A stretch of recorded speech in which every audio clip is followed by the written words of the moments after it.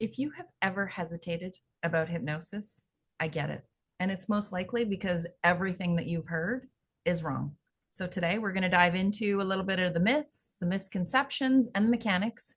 I'm Tina Madsen. I'm a certified hypnosis professional, and I'm here with internationally recognized hypnosis professional, certified trainer, Penny Chiasson. She is backed by two of the most well-known coaches in the transformation industry. Hi, Penny. How you doing? Hey, I'm awesome. Good. So you have a background that most hypnosis professionals don't have. So you've got 15 years behind you of understanding how the body responds to drugs, pain, sedation, the nervous system under pressure, under stress. How does that change the way that you understand what's actually happening when someone goes into hypnosis? Ooh, that's a good question. So I do like to dive into the neuroscience piece a bit. Really, what it does is it's given me the opportunity to see when I was in anesthesia practice and using hypnosis that when we focus our minds, we can literally alter the way our body responds to things, and that the mind can influence the body. And it's not just some, wow, we don't really know how this happens, but when somebody's in hypnosis, these things happen. The research is very rapidly catching up to understand the exact mechanisms of how suggestion works and everything that follows in the body. But I can actually understand when I'm reading about what's active in the brain and what's not active in the brain when a person is in hypnosis in a very down to earth way, connect that to a lot of the language that you hear in the personal development space today, just really simplifying it and say, hey, when you go into hypnosis, that default mode network, it just takes a back seat and the inner chatter goes away, Okay. which, yeah.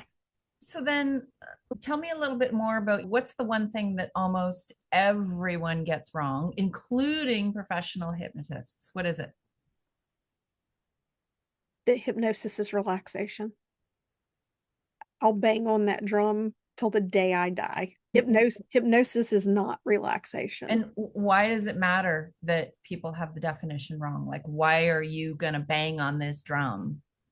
because what it does is people who have busy minds and have a story or the real lived experience that it's difficult for them to relax, they're going to automatically believe that hypnosis will not work for them. And so they won't even attempt to access the most powerful tool that's available to them out there to make their life better. Okay. So then someone is curious. They want to come in, but they're skeptical. They're thinking, I'll try this, but I don't really believe it's going to work. What's literally happening to their brain in that moment? And can hypnosis still reach them? They're hypnotizing themselves that the hypnosis won't work. Okay. Can hypnosis still reach them? If they choose to follow instructions, but if they go into the hypnosis and this isn't going to work, and you begin guiding the hypnosis and they're constantly thinking this isn't going to work rather than just simply following the instructions, then they won't be guided into a state of hypnosis. But more importantly, if they have a deep rooted belief that this is not going to work, even if something shifts in the session, after the session, if they're telling themselves, well, I'm just really not sure it worked. Because think about it. Take, for example, somebody who wants to lose weight and stop cravings, to just use a very simple example.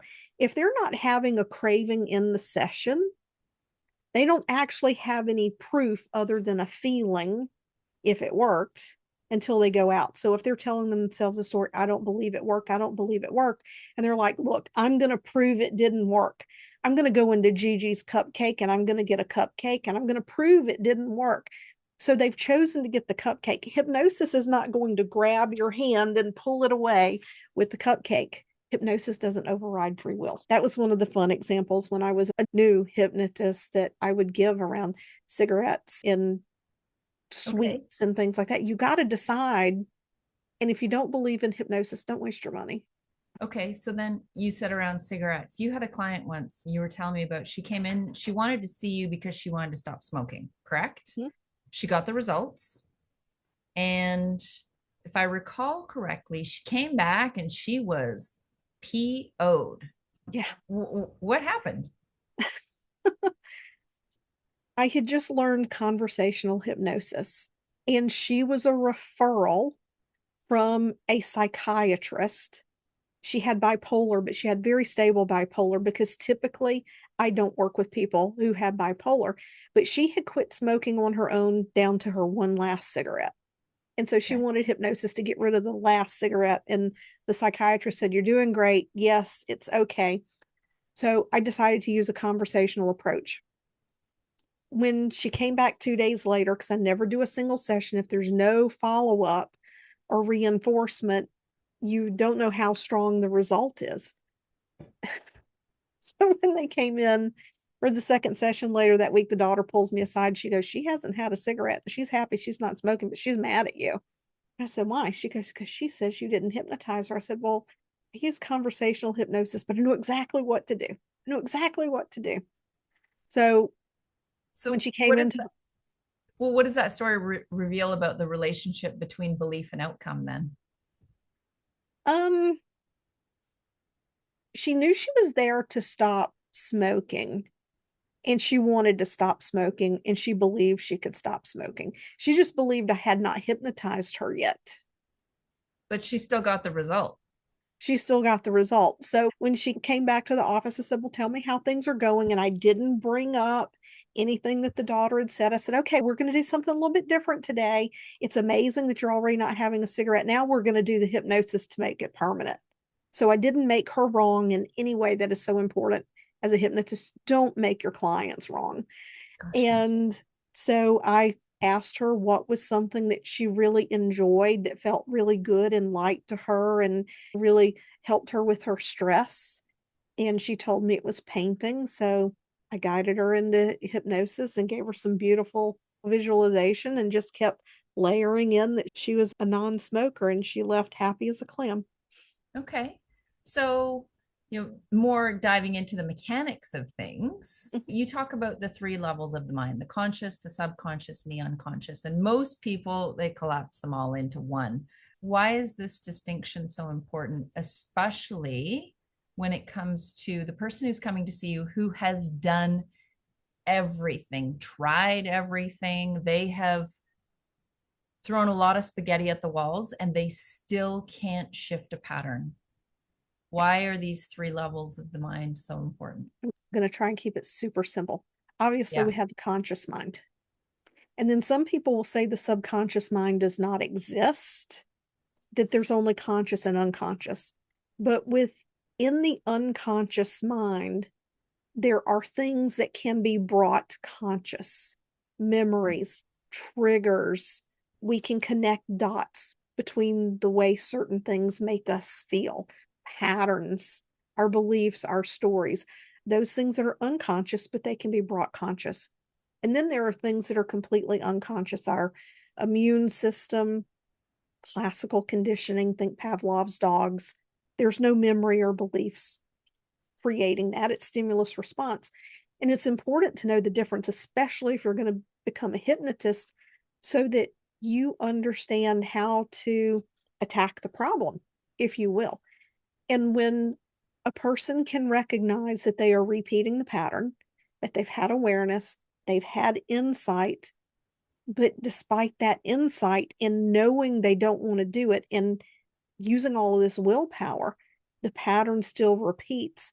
That means there's something deep in the subconscious that we're unaware of. It's there, but it's in the subconscious. The mind has linked something together that most likely doesn't belong together.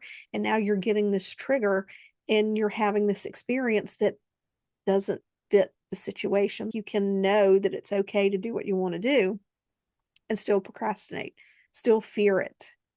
still get into Okay. validation and all the things. So you touched on something there. You'd said willpower. There's this fallacy out there in the personal development space that you just need to have willpower. But willpower, as you and I know, and tell me, why does willpower work? And suddenly it doesn't. Why do people assume that when they fall back into the pattern or the habit behavior, that it instinctively means that there must be something wrong with them? Oh, that's like a big question. Let me Willpower, take why it. does it work and then suddenly it doesn't? Yeah, let me take it in chunks. So, willpower is a conscious decision making process. It's a conscious decision making process, which means we're expending calories and we're executing choice. When we're hungry, angry, lonely, or tired, hungry, angry, lonely, or tired, we tend to have less mental capacity and bandwidth. We basically get into a brain fatigue where executing a decision and overriding that internal programming, the brain's just tired and it says, forget it, not doing that. The brain is wired to survive or thrive. And it's only going to expend so many calories a day because it's got to save energy in case a lion jumps out from behind the corner of the building, right? I know I'm being a little crazy with that example, but that's what the brain is wired to do. So, in order to conserve energy, it's going to run on the old hardwired patterns. It's going to do what it automatically knows how to do that has always worked in the past. So, when we're hungry, angry, lonely, or tired, it's going to say, well, you know what? I'm exhausted here. Default pathway, default pathway, default pathway. Well, it's the path of least resistance, right? Mm, So, yeah. okay. So then hypnosis versus meditation. People are constantly, I mean, I've seen this in my years of practice, as have you. People are constantly confusing them.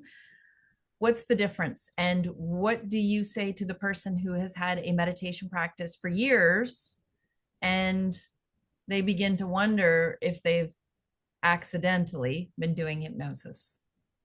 So, meditation and hypnosis both involve quieting the mind to some extent.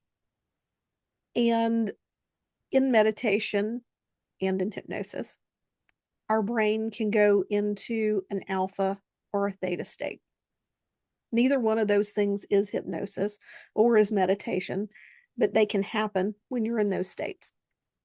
Meditation can be a mantra based practice, it can be a guided visualization, it can be an observational experience. You're just observing your thoughts and just letting them be whatever they are without reacting to them. With hypnosis, we're using that state to go into a state of focused attention with the intention of shifting beliefs, habits, and behaviors. So instead of a mantra, we're using suggestion with the intention of shifting patterns. And there are a lot of meditations out there that are actually hypnosis because they cross that line of intent. Okay. So then this leads me to my next question. You've made some observations around some really well-known teachers describing their work, and Yeah. some of it gets called meditation, even though it's actually hypnosis. So why would someone call it meditation if it isn't? And does the label matter? The label really doesn't matter. But there's a key distinct difference here, and it's rooted in research, which I'll get to in a moment.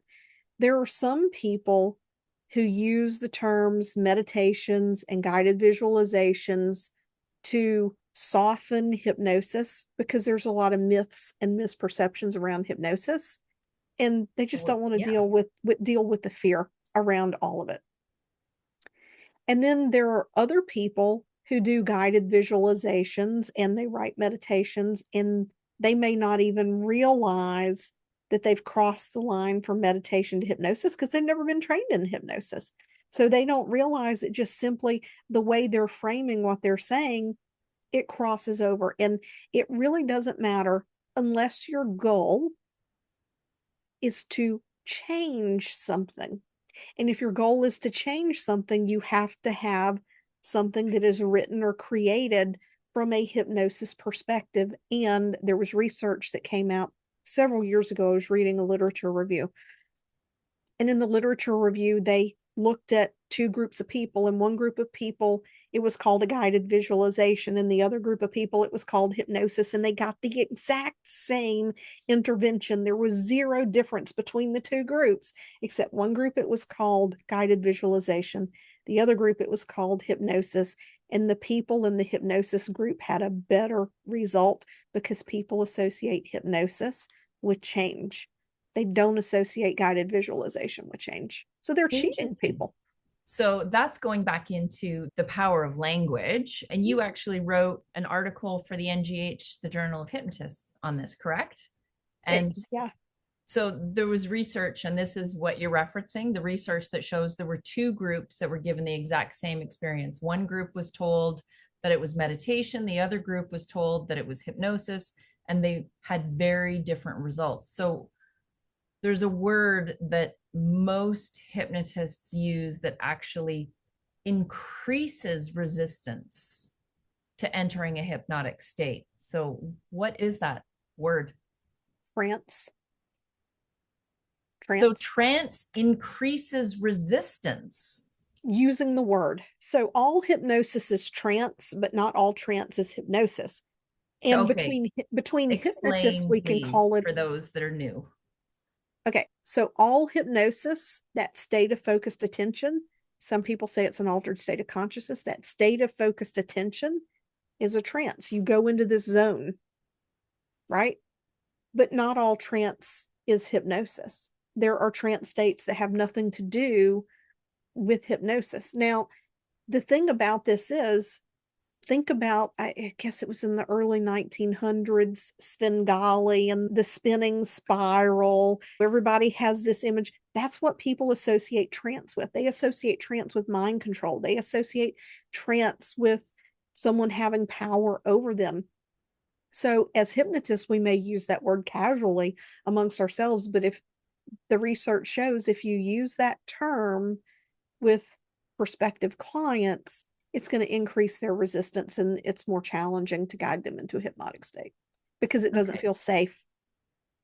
So, language, you and I know we speak life into our words, and language matters. So, then let's take this one step further and go into hypnosis audios. They're everywhere. People buy them, people use them, some people swear by them, and other people, they will have some and they will just quit on them. What's actually going wrong when an audio doesn't work? Is it the audio, or is it something else, like something else that you alluded to earlier in this conversation? Tell me. It could be What? both. Okay. So, the first thing is if you haven't done a thorough pre talk, then there's no way of knowing what expectations a person has around what hypnosis is. And specifically, if they think that hypnosis is relaxation and they've had a really wired day, and then they want to listen to a hypnosis audio and they don't understand that all they have to do is truly, the only thing you have to do is focus your attention on the words being spoken and everything else will follow. But if they're in a very stressed state, their mind is working overtime, they might be able to mentally focus, but they might not fully relax. They may only go into a light state because their expectation is that they're going to be very deeply relaxed. They may automatically think it didn't work. The other thing is people will sometimes use hypnosis audios to change a belief state or a habit, and they don't use them consistently enough. If you're doing a hypnosis audio, you need to pick one audio or one single topic, stop cravings, and you need to stay with that at least once a day, preferably 3 times a day for 21 days.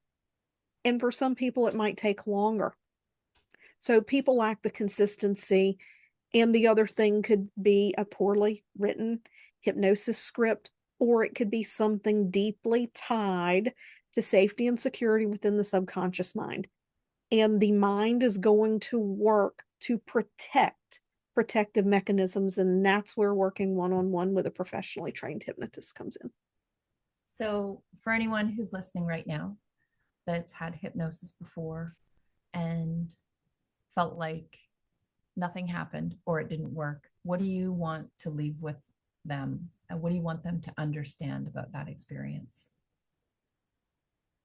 Whether it was a hypnosis audio or it was another hypnotist, I want you to know you need to reach out to someone who does hypnosis full time on a regular basis and have a conversation with them. Somebody who has a really good success record, because I've had many people come to me and say that they told me I couldn't be hypnotized. I wish I had a dollar for every time somebody told me. This hypnotist told me I couldn't be hypnotized because I just couldn't relax, and they told me I couldn't be hypnotized, and I said, "Well, I'm not gonna have you invest your money with me until I understand what's going on. Do I have your permission to guide you into hypnosis right now? No suggestions or anything. I just wanna take you in and bring you out just so I know, because I'm not gonna take your money if you're not hypnotizable." And every single one of them I've been able to hypnotize. There's this common belief that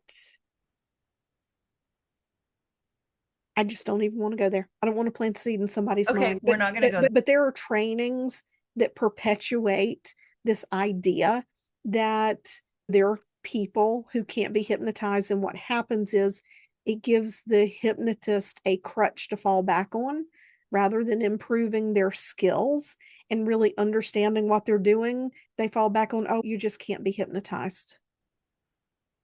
Which we know is a farce. Even low hypnotizables can be hypnotized. You Yeah, just have to be patient and know what the hell you're doing. amazing. Thank you for sharing a little bit about what Yeah. hypnosis actually is, where everybody had things wrong, for breaking down some of the mechanics, the myths, the misconceptions. Penny, I so value the knowledge that you bring to the table.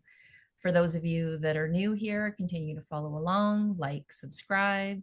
Penny Chiasson, Tina Madsen. If you have any questions, please don't hesitate to reach out to either of us directly. All right.